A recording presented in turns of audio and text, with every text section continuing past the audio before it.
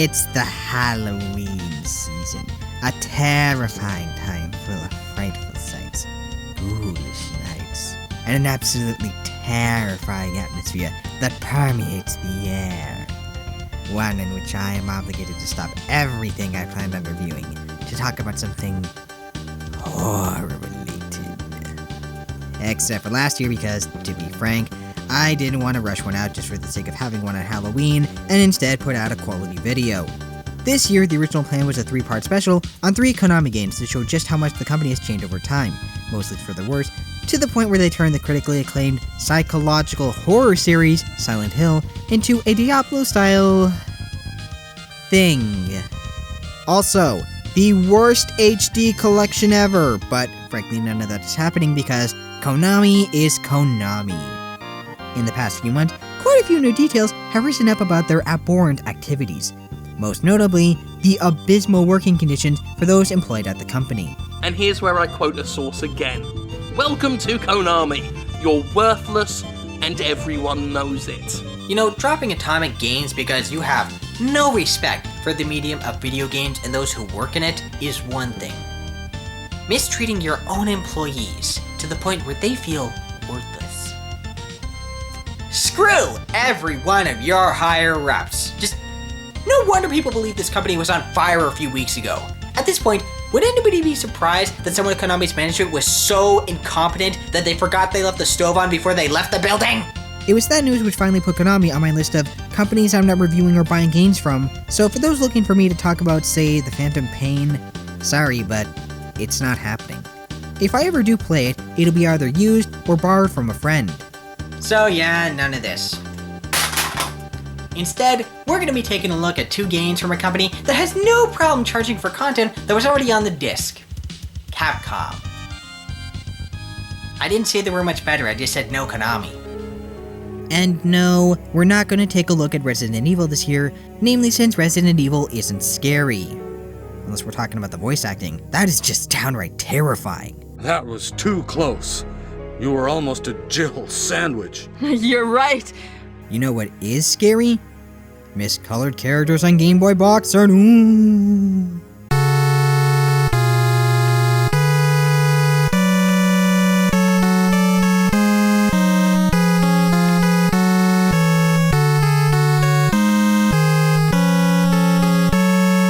Yes, 2 years after reviewing the first entry, we return to the Ghost and Goblins spin-off series with Gargoyle's Quest 2, which, amusingly enough, was released on the NES 2 years after the original in October of 1992, with the port on the Game Boy hitting Japanese store shelves a year later. So, how does this ghoulish sequel hold up to the first quest? Let's find out.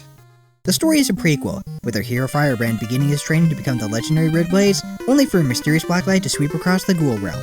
So, of course, with his realm in danger, it's up to Firebrand to save the land from this malevolent force. While the lore of the ghoul realm is somewhat interesting this time around, the story itself isn't very interesting, not helped by a pretty poor translation. There's really not that much to say about the plot. It's your standard bad guy versus not so bad guy affair, so let's move on, shall we? After we make fun of some of the dialogue. What happened to my country while I was gone? No! I slept too long! Go back to Etruria. Sure, why not? Haven't been home in a while. Wonder what Elwood, Hector, and Lynn have been up to.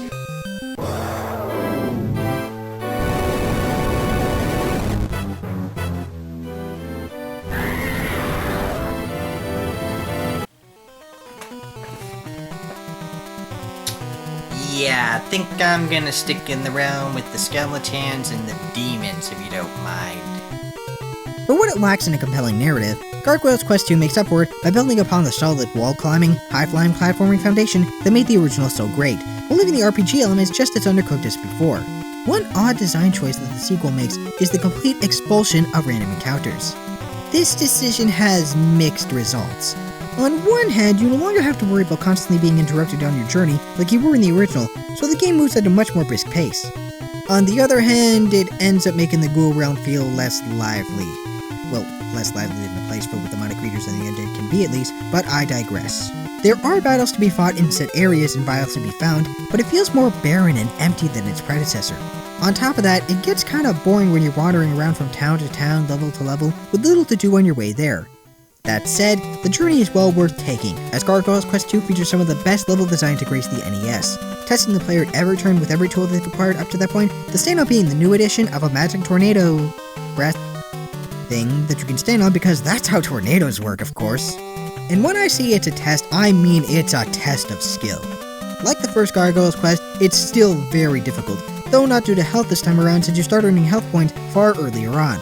Healing items themselves are rare, but like the first quest, the game gives you unlimited continues and is short enough to be beaten in a single session, clocking in at roughly 2 hours. Rather, the difficulty comes from the character's speed. While the controls for Firebrand are very responsive, Firebrand himself moves very slow. In the original Gargoyle's Quest, speed wasn't a problem since enemy movement was equally slow and gave the player ample time to avoid or attack them.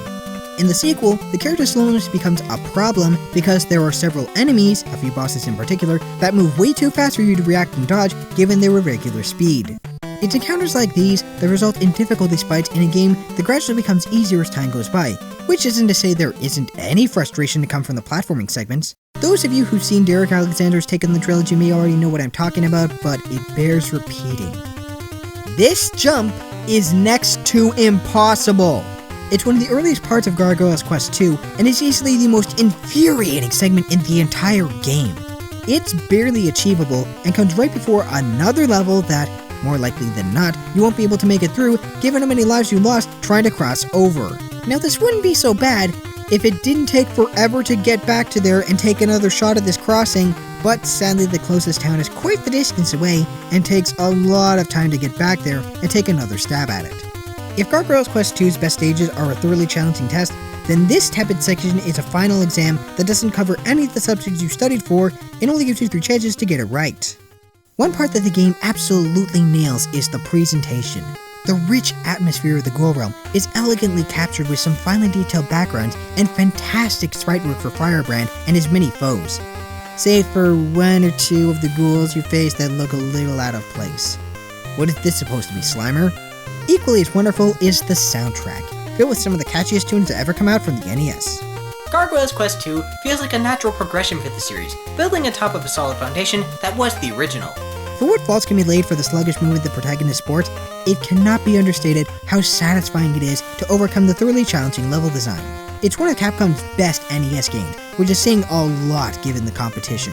Unfortunately, it's one of the most difficult ones of theirs to find. Springing for a physical copy, at the time of this recording at least, can go for upwards of $80. $30 for a copy of the Game Boy or the Famicom. A cheaper alternative, the one I went for this review, is the Virtual Console on the 3DS and Wii U for $5. Just to clarify, that's $5 for one of the 2 versions, not $5 to play it on 3DS and Wii U. Come back this Halloween where we take a look at the 3rd and final entry in the Gargoyle's Quest trilogy, Demon's Crest. At least we will, after we take a look at something truly terrifying.